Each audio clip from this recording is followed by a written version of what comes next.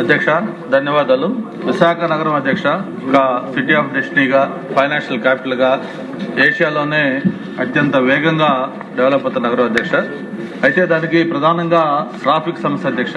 ఏదైతే కొత్తగా అంతర్జాతీయ విమానాశ్రయం భోగాపురంలో రేపు జూన్ 26న స్టార్ట్ కాబోతా ఉంది. వన్స్ అక్కడ ఎయిర్పోర్ట్ స్టార్ట్ అయిన తర్వాత నగరానికి పబ్లిక్ సంబంధించిన ట్రాఫిక్ అయితే ఒక సీరియస్ ఇష్యూ కాబోతుంది అధ్యక్ష.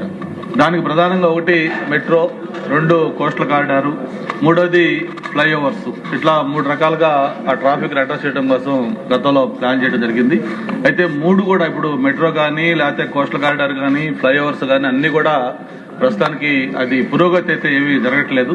ఒక 30 years బ్యాక్ నగరంలో రోడ్లన్నీ కూడా వైడింగ్ చేశారు తప్ప 30 years నుంచి ఇప్పుడు దాకా ఏమాత్రం వైడింగ్ జరగలేదు. అప్పుడు వెహికల్స్ కానీ, అప్పుడు పాపులేషన్ కానీ, ఇప్పుడున్న పాపులేషన్ కానీ, ఇప్పుడున్న వెహికల్స్ కానీ చూసుకుంటే అది కనీసం ఒక 4-5 times పెరిగింది.